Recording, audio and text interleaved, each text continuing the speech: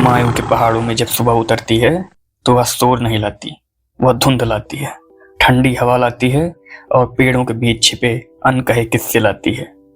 इन जंगलों में हर पगडंडी की अपनी कहानी है, हर सूखी पत्ती के नीचे एक निशान छिपा है और हर निशान किसी शिकारी या शिकार का इतिहास बताता है।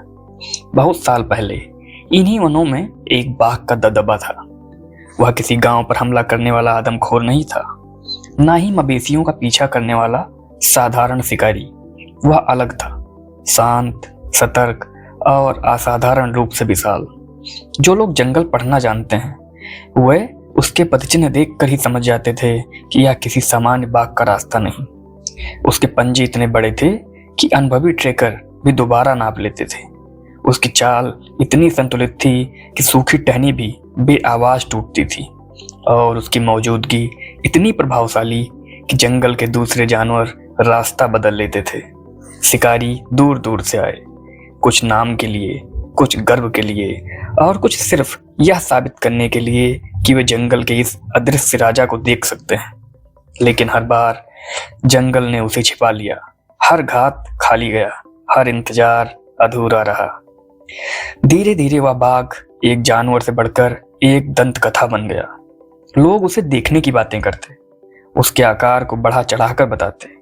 कोई कहता इतना बड़ा बाघ कभी नहीं देखा, कोई कहता वह इंसान की आहट को आधा मील दूर से पहचान लेता है। और फिर उसे एक नाम दिया गया, पुआलगढ़ का बैचलर, मतलब बैचलर ऑफ पुआलगढ़। बैचलर क्यों?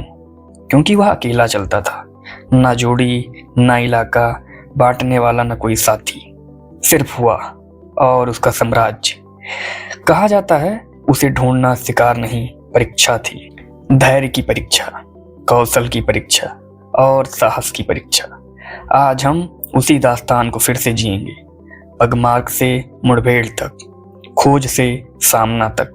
यह कहानी है सिर्फ एक बाघ की नहीं, यह कहानी है जंगल की प्रतिष्ठा और इंसानी जिज्ञासा के टकराव की। स्वागत है पुआलगढ़ के बैचलर की अमर गाथा में। नमस्कार, मेरा नाम है डॉक्टर आदर्श। हम आपके लिए लेकर आए हैं एक नई कहानी जिसका नाम है द बैचलर ऑफ पुआलगढ़, जिसे कि हमने लिया है जिम कॉर्बेट की book the man eater of Kumaon से। चलिए कहानी शुरू करते हैं। जिम कॉर्बेट बताते हैं कि हमारे शीतकालीन आवास, जो कि हल्द्वानी है, उससे 3 मील दूर और जंगल के बीचों बीच लगभग 400 गज लंबा और उससे आधा चौड़ा एक खुला मैदान है, जो पन्ना हरे रंग की घास से ढका है और बड़े बड़े पेड़ों से घिरा है, जिन पर बेंत की लताएं लिपटी हुई हैं।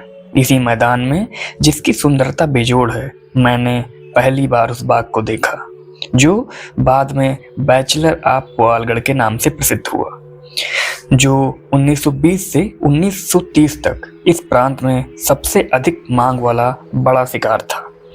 एक सर्दी की सुबह, जब सूरज अभी अभी निकला ही था, मैं उस ऊंची जगह पर पहुंचा जहां से खुले मैदान का नजारा दिखता था। दूर की ओर 20 लाल जंगली मुर्गे एक साफ पानी की धारा के किनारे सूखे पत्तों के बीच कुतर रहे थे और ओस से चमकती पन्ना हरी घास पर 50 या उससे अधिक चीतलें चल रही थी। एक पेड़ के ठूंठ पर बैठकर सिगरेट पीते हुए मैं कुछ देर से इस दृश्य को देख रहा था। तभी मेरे सबसे पास वाली हिरनी ने अपना सिर उठाया, मेरी ओर मुड़ी और पुकारा। एक और पल बाद नीचे घनी झाड़ियों से कुंवारा चीतल बाहर आ गया। एक लंबे मिनट तक वह सिर ऊंचा करके दृश्य का अवलोकन करता रहा और धीरे धीरे बिना हड़बड़ी के खुली मैदान को पार करने लगा, अपने शानदार सर्दियों के कोट में, जिसे नए उगते सूरज की रोशनी चमका रही थी। वह एक अद्भुत दृश्य था। जब वह अपना सिर कभी दाईं तो कभी बाईं ओर घुमाते हुए उस चौड़े रास्ते पर चल रहा था जो हिरणों के लिए, उसके लिए बनाया गया था। धारा के पास वह लेट गया, अपनी प्यास बुझाई, फिर कूदकर पार गया और जैसे ही वह घने वृक्षों के जंगल में प्रवेश किया, उसने जंगलवासियों द्वारा उसे दिए गए सम्मान के प्रति आभार व्यक्त करते हुए 3 बार पुकारा, क्योंकि जब से उसने खुले मैदान में प्रवेश किया था तब से हर चीतल पुकार रही थी, हर जंगली मुर्गा काँव काँव कर रहा था और पेड़ों पर बैठे बंदरों के झुंड में से हर एक चहचहा रहे थे। उस सुबह बैचलर बहुत दूर था, क्योंकि उसका घर 6 मील दूर एक घाटी में था। ऐसे क्षेत्र में रहते हुए जहां अधिकांश बाघों का शिकार हाथियों की सहायता से किया जाता है, उसने अपना घर समझदारी से चुना था। तलहटी में बहने वाली वह घाटी आधा मील लंबी थी, जिसके दोनों ओर 1000 फीट की ऊंचाई तक उठती हुई खड़ी पहाड़ियां थी। घाटी के ऊपरी सिरे पर लगभग 20 फीट ऊंचा झरना था और निचले सिरे पर जहां पानी लाल मिट्टी को काट कर बहता था, वह 4 फीट तक सकरा हो जाता था।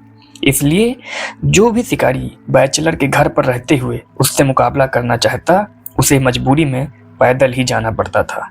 यह सुरक्षित ठिकाना और रात में शिकार पर रोक लगाने वाले सरकारी नियम ही थे, जिन्होंने बैचलर को अपनी बहुमूल्य खाल को अपने पास रखने में सक्षम बनाया था। भैंस के चारे की मदद से उसे पकड़ने के कई बार और लगातार प्रयास किए जाने के बावजूद बैचलर पर कभी गोली नहीं चलाई गई। हालांकि मेरी जानकारी के अनुसार 2 मौकों पर वह बाल बाल मौत से बचा था। पहले मौके पर एक सटीक शिकार के बाद जिस रस्सी से मचान लटका हुआ था, वह फ्रेड एंडरसन की राइफल की गति में ठीक उसी समय बाधा बन गई, और दूसरे मौके पर बैचलर शिकार शुरू होने से पहले मचान पर पहुंच गया और हुइस एडी को अपनी पाइप भरते हुए पाया। इन दोनों मौकों पर उसे कुछ ही फीट की दूरी से देखा गया था, और जहां एंडरसन ने उसे सेटलैंड टैटू जितना बड़ा बताया, वहीं एडी ने कहा कि वह गधे जितना बड़ा था। इन और अन्य असफल प्रयासों के बाद सर्दियों में मैं अपने कमिश्नर बिंधम को, जो भारत में किसी भी अन्य व्यक्ति से अधिक बाघों के बारे में जानते हैं, उस खाई के ऊपरी छोर से होकर गुजरने वाले एक अग्नि मार्ग पर ले गया जहां बैचलर रहता था, ताकि उन्हें उस बाघ के ताजे पदचिन्ह दिखा सकूं जो मुझे उस अग्नि मार्ग पर उस सुबह मिले थे।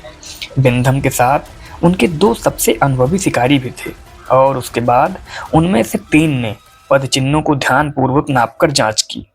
बिंधम ने कहा कि उनके अनुसार बाघ की लंबाई पदचिन्हों के बीच 10 फीट थी, जबकि एक शिकारी ने वक्रों सहित 10 फीट 5 इंच बताया, वहीं दूसरे ने 10 फीट 6 इंच या उससे थोड़ा अधिक बताया। तीनों इस बात पर सहमत थे कि उन्होंने इतने बड़े बाघ के पदचिन्ह पहले कभी नहीं देखे थे। 1930 में वन विभाग ने बैचलर के घर के आसपास के क्षेत्रों में बड़े पैमानों पर पेड़ों की कटाई शुरू कर दी, और इस व्यवधान से नाराज होकर उन्होंने अपना ठिकाना बदल लिया। यह जानकारी मुझे 2 शिकारियों से मिली, जिन्होंने बाघ का शिकार करने के उद्देश्य से शिकार पास लिया था। शिकार पास केवल महीने के 15 दिनों के लिए जारी किए जाते थे, और उस पूरी सर्दी में एक के बाद एक शिकार दल बाघ से संपर्क करने में असफल रहे। कॉर्बेट आगे बताते हैं कि सर्दियों के अंत में एक बूढ़ा डाक धावक वो जो डाक या परिवहन को एक जगह से दूसरी जगह पहुंचाते थे, जो हर सुबह और शाम जंगल से होते हुए पहाड़ी गांवों तक 7 मील की दौड़ लगाते हुए हमारे गेट से गुजरता है, एक शाम मेरे पास आया और बताया कि उस सुबह जाते समय उसने बाघ के सबसे बड़े पदचिन्ह देखे हैं। उन्होंने अपनी 30 साल की सेवा के दौरान जो बाघ देखा था वह ऐसा ही था। उसने बताया कि बाघ पश्चिम से आया था और सड़क पर 200 गज चलने के बाद पूर्व की ओर मुड़ गया, जहां से एक बादाम के पेड़ के पास से एक रास्ता शुरू होता था। यह पेड़ हमारे घर से लगभग 2 मील दूर था और एक जाना माना स्थल चिन्ह था। बाघ जिस रास्ते से गया था वह आधा मील तक घने जंगल से होकर गुजरता है, फिर एक चौड़ी जलधारा को पार करता है और उसके बाद एक मवेशी मार्ग से जुड़ जाता है, जो पहाड़ियों की तलहटी से होकर एक गहरी और घनी घाटी में प्रवेश करता है, जो बाघों का पसंदीदा ठिकाना है। अगली सुबह रॉबिन जो जिम कॉर्बेट का कुत्ता है, उसका नाम है रॉबिन, मेरे पीछे पीछे चल रहा था और मैं खोजबीन के लिए निकल पड़ा। मेरा लक्ष्य वह बिंदु था जहां से मवेशियों का रास्ता घाटी में प्रवेश करता है, क्योंकि इसी पॉइंट पर घाटी में आने जाने वाले सभी जानवरों के पदचिन्ह मिलते हैं। शुरू से ही रॉबिन को मानो पता था कि हमें कोई खास काम सौंपा गया है और उसने उन जंगली मुर्गों पर जरा भी ध्यान नहीं दिया जिन्हें हमने परेशान किया। उस ककार पर भी नहीं जिसने हमें अपनी काफी करीब आने दिया, और उन दो सांभर पर भी नहीं जो खड़े होकर हमें आवाज दे रहे थे। जहां मवेशियों का रास्ता घाटी में प्रवेश करता था, वहां की जमीन कठोर और पथरीली थी, और जब हम वहां पहुंचे तो इस जगह पर रॉबिन ने अपना सिर नीचे किया और बड़ी सावधानी से पत्थरों को सूंघा, और मेरे आगे बढ़ने का इशारा मिलते ही वह मुड़ा और मुझे से 1 गज आगे चलते हुए रास्ते पर दौड़ने लगा। मैं उसके हाव भाव से समझ गया कि वह किसी बाघ की गंध का पीछा कर रहा था, और गंध काफी तेज थी। 100 गज आगे जाकर जहां रास्ता समतल होकर पहाड़ी की तलहटी से होकर गुजरता है, वहां जमीन नरम थी। यहाँ मैंने एक बाघ के पदचिह्न देखे, और उन्हें देखकर मुझे यकीन हो गया कि हम बैचलर के ठीक पीछे थे, और वह हमसे केवल 1 या 2 मिनट आगे था। नरम जमीन के आगे पगडंडी 300 गज तक पत्थरों पर चलती है, फिर एक खुले मैदान में तेजी से नीचे उतरती है। अगर बाघ पगडंडी पर चलता रहा तो शायद हमें वह इस खुले मैदान में दिख जाए। हम 50 गज और आगे बढ़े ही थे कि रॉबिन रुक गया और पगडंडी के बाईं ओर घास के एक तिनके पर अपनी नाक ऊपर नीचे रगड़ने लगा। मुड़कर उस घास में घुस गया जो यहाँ लगभग 2 फुट ऊंची थी। घास के दूसरी ओर लगभग 40 गज चौड़ा क्लेरोडेंड्रॉन का एक छोटा सा हिस्सा था। यह पौधा 5 फुट की ऊंचाई तक घने झुंडों में उगता है, और इसकी पत्तियां दूर दूर तक फैली होती हैं। इसमें बड़े बड़े फूल लगते हैं जो देखने में हार्स चेस्टनट जैसे ही होते हैं। इनकी छाया के कारण बाघ, सांभर और सूअर इसे बहुत पसंद करते हैं। जब रॉबिन झाड़ियों के पास पहुंचा तो वह रुक गया और मेरे और पीछे हट गया, जिससे मुझे पता चला कि वह आगे की झाड़ियों में देख नहीं पा रहा था और चाहता था कि मैं उसे ऊपर उठा लूं।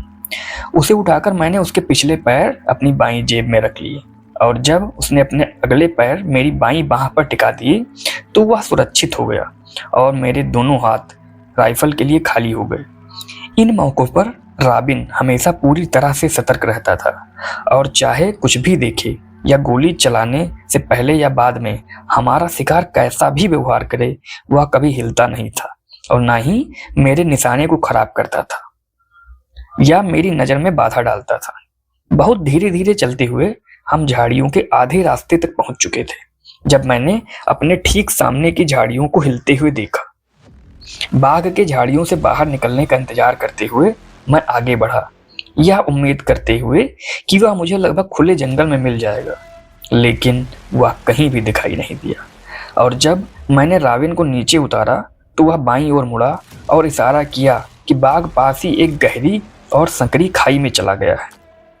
यह खाई सुनसान पहाड़ी की तलहटी तक जाती थी, जिस पर कुछ ये गुफाओं बाघों का अड्डा थी, और चूंकि मैं बाघ से आमने सामने की लड़ाई के लिए हथियारों से लैस नहीं था और इसके अलावा नाश्ते का समय हो गया था, इसलिए रॉबिन और मैं मुड़कर घर की ओर चल दिए। इस पार्ट में सिर्फ इतना ही। अगले पार्ट में हम इसके आगे सुनेंगे कि आगे क्या हुआ। Thank you, have a good day.